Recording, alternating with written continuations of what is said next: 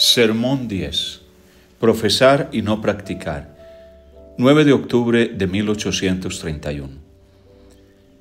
Guardaos de la levadura de los fariseos, que es la hipocresía. Lucas 12:1. Hipocresía es una palabra fuerte. Acostumbramos a considerar al hipócrita como un ser odioso, despreciable y también poco frecuente. Entonces, ¿por qué nuestro Señor, rodeado de una muchedumbre incontable, comenzó antes que nada a advertir a sus discípulos contra la hipocresía, como si tuvieran un peligro especial de acabar como esos embusteros, los fariseos? He aquí un instructivo asunto para nuestra consideración. Acostumbramos a pensar en el hipócrita como un sujeto de exagerada maldad, pero que solo raramente llegamos a conocer. Que la hipocresía es una gran maldad no hay que decirlo, pero no es verdad que sea un pecado raro, como se verá con un poco de examen. Porque, ¿qué es un hipócrita? Entendemos por hipócrita a alguien que hace profesión de religiosidad para alcanzar algún fin oculto, pero que no practica lo que profesa, que es malo, codicioso o libertino al mismo tiempo, que muestra santidad exterior en palabras y conducta, y que actúa así conscientemente y sin remordimiento, engañando a los demás y sin engañarse a sí mismo en absoluto. Semejante persona ciertamente será un portento, en realidad un incrédulo en la existencia de Dios, que conoce los corazones. En algunas épocas, mejor en todas, han existido personas así, pero no parece que nuestro Señor haya entendido eso por hipocresía o por hipócrita, ni tampoco los fariseos eran así. Los fariseos, es cierto, decían una cosa y hacían otra, pero no eran conscientes de su incoherencia. Se engañaban a sí mismos tanto como a los demás. En realidad no es propio del ser humano engañar a los demás sin engañarse a sí mismo en cierta medida. Y en muchos casos conseguimos engañarnos a nosotros mismos tanto como a los demás. Los fariseos alardeaban de ser hijos de Abraham sin entender en absoluto, sin saber lo que implicaba esa frase. En realidad, ellos no estaban incluidos en la bendición de Dios a Abraham y querían que el mundo pensara que sí lo estaban, pero ellos mismos pensaban que si estaban incluidos, o por lo menos con los fallos que sea y en conjunto, estaban seguros de ello. Se habían engañado a sí mismos tanto como al mundo, y por eso nuestro Señor pone ante ellos la gran verdad lisa, llana y sencilla que ellos habían olvidado. Si fueseis hijos de Abraham, harías las obras de Abraham. Juan 8:39. Esta verdad la habían olvidado porque en algún momento la supieron, eso es claro. Sin duda hubo un tiempo en que en alguna medida se conocían a sí mismos y sabían lo que estaban haciendo. Cuando empezaron cada uno por su lado a engañar a la gente, al principio no se engañaban ellos mismos, pero poco a poco olvidaron porque no les importaba conservar tal conocimiento que para ser bendecidos como Abraham tenían que ser santos como Abraham, que las ceremonias externas no sirven de nada sin pureza interior, que sus pensamientos y motivos debían ser los del cielo. Dejaron de conocer por completo una parte de su deber, otra parte quizá la conocieron, pero no la valoraron como deberían. Se volvieron ignorantes de su situación espiritual, no se dieron cuenta de que estaban completamente imbuidos por asuntos terrenos, que el celo por el servicio de Dios había pasado a segundo lugar en su conducta y que ambicionaban las alabanzas de los hombres más que la alabanza de Dios. Siguieron hablando de religión, de cielo e infierno, de los que se salvan y de los que no, hasta que sus discursos terminaron siendo nada más que palabras que salían de su boca, pero sin un auténtico significado unido a ellas. O bien no leían la Sagrada Escritura en absoluto, o la leían sin la sinceridad y la atención necesarias para llegar a su verdadero sentido. En consecuencia, eran muy escrupulosos en pagar el diezmo hasta en las menores materias, la menta, el anís y el comino, mientras omitían las más importantes materias de la ley, la justicia, la misericordia y la fe. Y por esto nuestro Señor les llama guías ciegos. No embusteros, osados e impíos que sabían que eran guías falsos, sino ciegos. Mateo 23, 24, Lucas 11, 39 al 52. Además eran ciegos porque pensaban que si hubieran vivido en tiempo de sus padres, no habrían matado a los profetas como hicieron sus padres. No se conocían a sí mismos. Sin darse cuenta, se engañaban ellos lo mismo que al pueblo. Su castigo era la ignorancia de su propia ignorancia y la prueba de su pecado. Si fuerais ciegos, si fuerais solo ciegos, conscientes de vuestra ceguera y pesarosos de ella, no tendrías pecado, pero ahora decís, nosotros vemos, ni siquiera conocen su ceguera, por eso vuestro pecado permanece. Juan 9:41, Santiago 1:22. Así pues, la hipocresía es esto. No solo que una persona engaña a otras, sabiendo en todo momento que las está engañando, sino engañarse a sí misma y a los demás al mismo tiempo. Buscar la alabanza de la gente mediante una manifestación de religiosidad exterior, sin darse cuenta de que está amando su propia alabanza más que la alabanza de Dios y que habla mucho más de lo que practica. Si este es el verdadero sentido de la palabra en la Escritura, tenemos una pista acerca de los motivos por los que el Divino Maestro advirtió a sus discípulos contra la hipocresía de una forma tan marcada. Una innumerable muchedumbre se apiñaba en torno a él, los discípulos le rodeaban. 12 de ellos habían sido seleccionados como sus amigos predilectos. Otros 70 habían sido enviados con poderes milagrosos y a la vuelta habían contado triunfantemente sus acciones portentosas. A todos les había llamado la sal de la tierra, la luz del mundo, los hijos de su reino. Ellos eran los intermediarios entre él y la masa de la gente, los que le traían las noticias de los enfermos y los atribulados, y ahora estaban con él a su lado, participando de su popularidad, quizá gloriándose en el hecho de ser amigos de Cristo y encantados de ser mirados por la multitud entusiasmada. Fue entonces cuando, en vez de dirigirse a la multitud, habló primero a sus discípulos. Cuidado con la levadura de los fariseos, que es la hipocresía, como si dijera, ¿cuál es el mayor pecado de mis enemigos y perseguidores? No es que nieguen a Dios abiertamente, sino que aman profesar la religión por la alabanza que se sigue por parte de los hombres.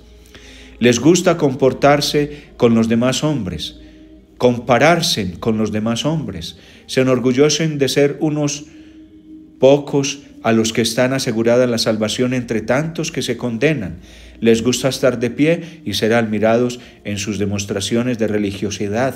Piensan que están salvados no por su santidad personal, sino por la fe de su padre Abraham.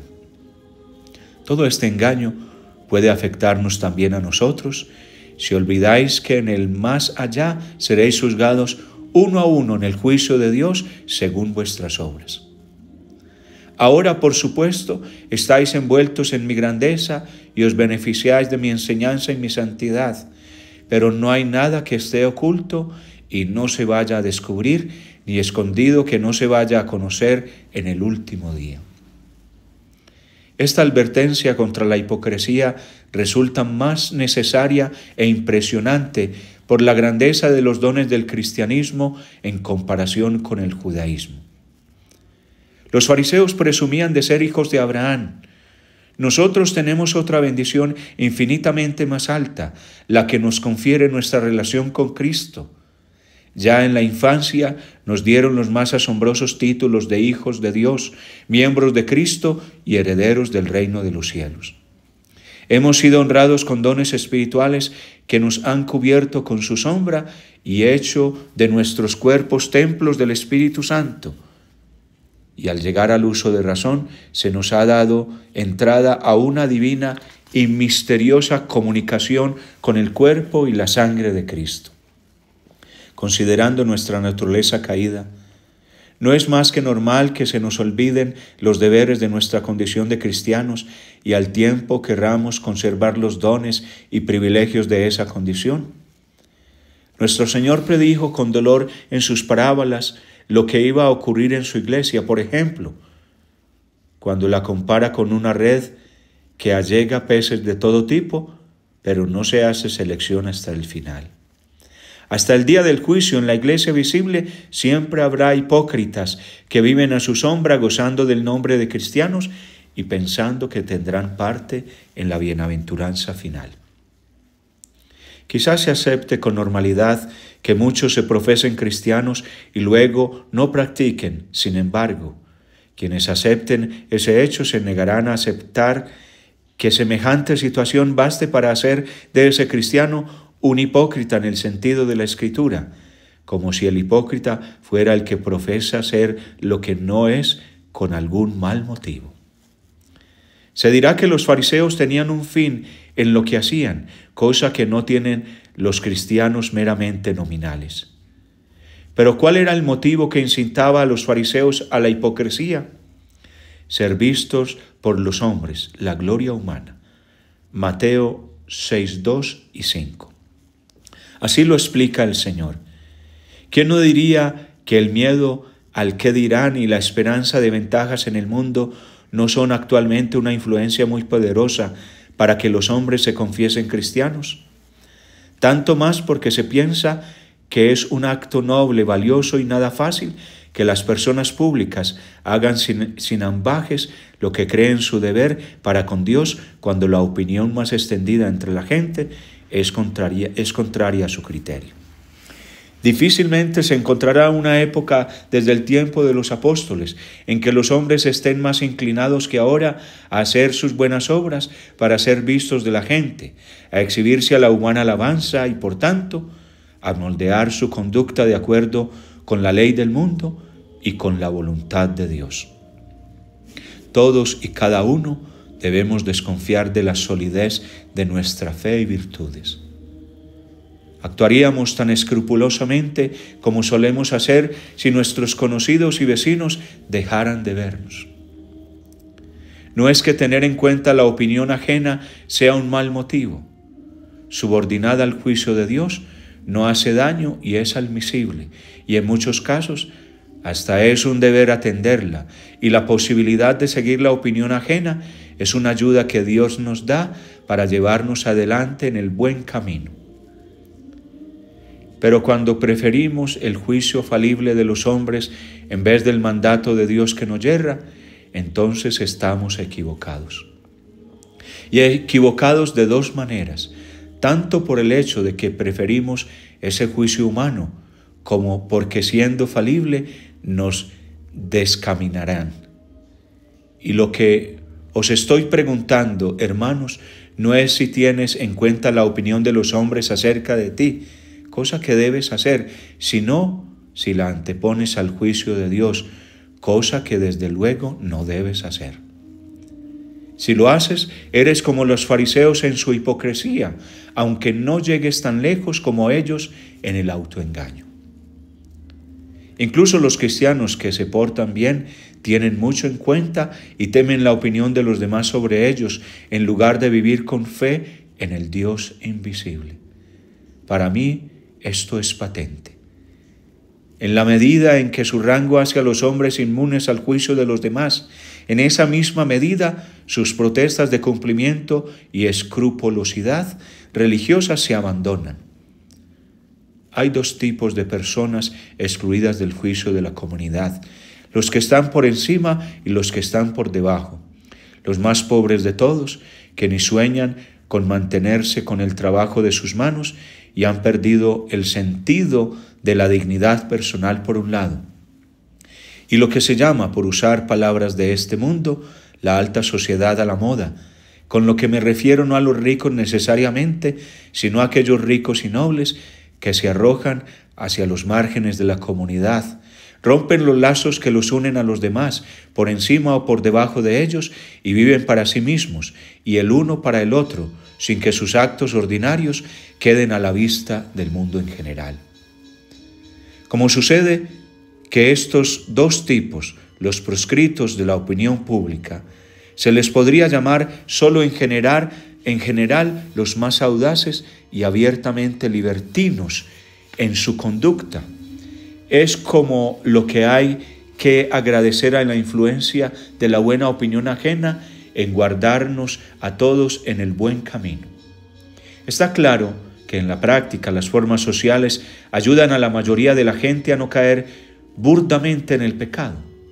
Las normas heredadas sobre lo decente y lo apropiado, la posibilidad de perder la buena fama, actúan como centinelas que dan la voz de alarma mucho antes que los principios cristianos se pongan en funcionamiento.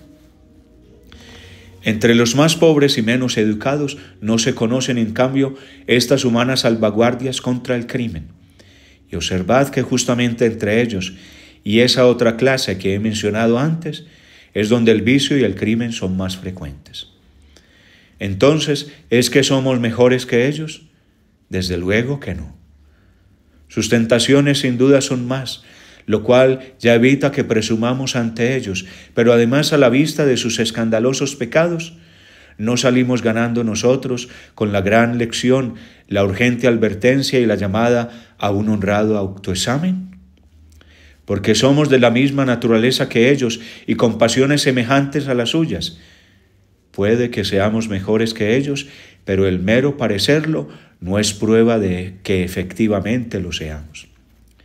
La pregunta es si, a pesar de nuestra aparente mayor virtud, no caeríamos lo mismo que ellos en caso de que no existiera la presión de la sociedad. Es decir, en el fondo no somos nosotros tan hipócritas como los fariseos que dicen dar gloria a Dios, pero se la dan solo en la medida en que nos lo exigen los hombres. Hay otra prueba de que sí nos parecemos o no a los fariseos. El Señor nos advierte contra la hipocresía en 3 terrenos: al dar limosna, al rezar y al ayunar. Cuando des limosna, no vayáis pregonando como hacen los hipócritas en las sinagogas y en las calles con el fin de que los hombres los alaben. Cuando oréis, no seáis como los hipócritas que son amigos de orar puestos de pie en las sinagogas y en las esquinas de las plazas para exhibirse delante de los hombres. Cuando ayunéis, no os finjáis tristes como los hipócritas, que desfiguran su rostro para que los hombres noten que ayunan. Mateo, capítulo 6, versículo 2 al 16. Preguntémonos primero sobre las limosnas, si no somos como los hipócritas. Es bueno que parte de nuestras caridades sea pública, porque la mera mención de nuestros nombres anima a otros a seguir nuestro ejemplo. Pero hay que preguntarse inmediatamente, ¿hacemos también nuestras caridades en privado? ¿Hacemos tantas en privado como las que hacemos en público? No preguntaré si se hace mucho más en lo secreto que ante los hombres, aunque así debería ser. Pero al menos plantearé lo siguiente. Si en primer lugar pensamos en nuestras caridades en público y solo en segundo lugar pensamos en dar limosna en privado, ¿no somos claramente como los fariseos hipócritas? Nuestro modo de rezar nos proporciona una prueba aún más fuerte. Nos hemos reunido aquí para rezar. Eso está bien. ¿Realmente hemos estado rezando además de que parezca que rezamos? ¿Hemos dedicado nuestro espíritu a intentar formar en nosotros el difícil hábito de la oración? ¿Y somos tan constantes en rezar en nuestro cuarto a nuestro Padre que está en lo secreto como lo somos para rezar en público? Mateo 6:6. ¿Sentimos dolor cuando dejamos nuestras oraciones de la mañana o de la tarde o cuando las decimos rápida y descuidadamente? Y en cambio, ¿no es verdad que sentimos un exagerado dolor y vergüenza con razón ante la idea de cualquier incorrección abiertamente cometida dentro de la iglesia? Si, por ejemplo, nos echamos a reír o cualquier otra ligereza durante una ceremonia, ¿no nos sentiríamos avergonzados y deshonrados a pesar de que normalmente nos olvidamos por completo y enseguida de nuestros descuidos deliberados cuando rezamos en nuestro cuarto? ¿No es esto ser como los fariseos? Tenemos el caso del ayuno. Aunque me temo, casi nadie pensamos en el ayuno en absoluto. No nos planteamos siquiera ni consideramos si sería necesario o adecuado ayunar o mortificar nuestra carne de alguna manera. Bueno, sencillamente esto es olvidarse de las palabras de Cristo. Es verdad que no desfiguramos nuestro aspecto externo para que parezca que ayunamos, que es lo que hacían los fariseos.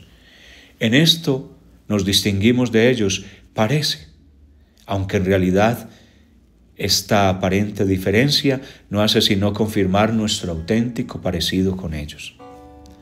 Su austeridad les daba prestigio.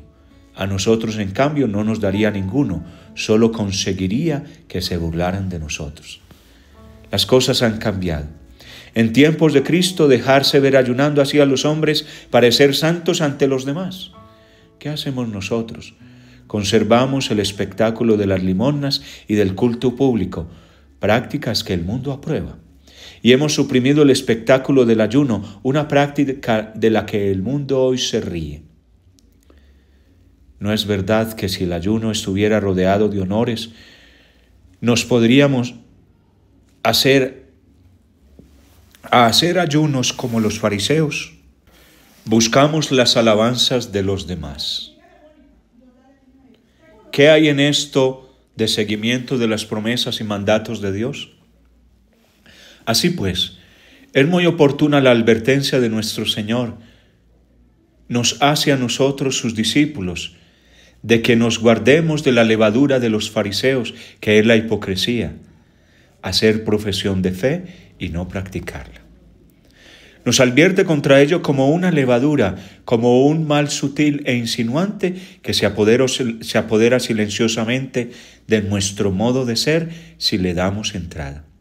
Nos advierte a nosotros, sus discípulos, con cariño, afecto, para evitarnos el desprecio y la burla de la gente profana que se arremolina para mirar con curiosidad o malicia o egoísticamente lo que Él hace.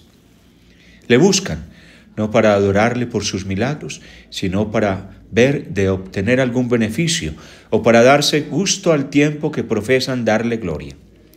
Y en el momento de la prueba le abandonan. Hacen ganancia o moda con las cosas de Dios, pero no les habla a ellos, sino a nosotros, su pequeño rebaño, su iglesia, a quienes ha sido el deseo de su Padre dar el reino. Lucas 12:32. Y nos manda poner atención en no caer, como los fariseos y como ellos, perder nuestra recompensa. Nos advierte que el aparentar religiosidad nunca durará más que un breve tiempo. Antes o después, lo que hemos dicho en la oscuridad será oído a la luz, y lo que hemos dicho al oído en privado será proclamado desde las terrazas. A menudo el descubrimiento tiene lugar en esta vida. Un hombre se ve sometido a una tentación de un tipo u otro. Como no tiene raíces, cae y da ocasión a que blasfemen los enemigos del Señor. Esto le pasará sin darse cuenta, porque aunque los hombres empiezan a engañar a los demás antes que a sí mismos, los demás salen de ese engaño antes que uno mismo.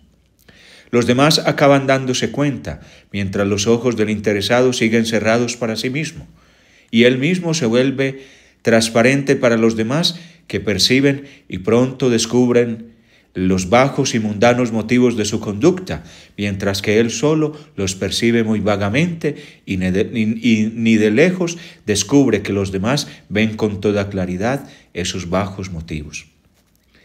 Y así seguirá profesando los más altos principios y sentimientos, al tiempo que los malos se ríen de él y en él insultan a la verdadera religión.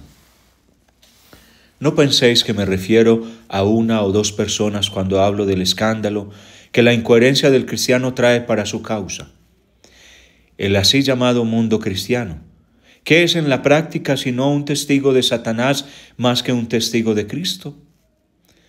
Si se entiende bien, hasta puede decirse que la misma desobediencia de los cristianos da testimonio a favor de él, que triunfará siempre que sea juzgado. Pero, ¿hay algún prejuicio antecedente contra la religión tan grande como la vida de los mismos cristianos?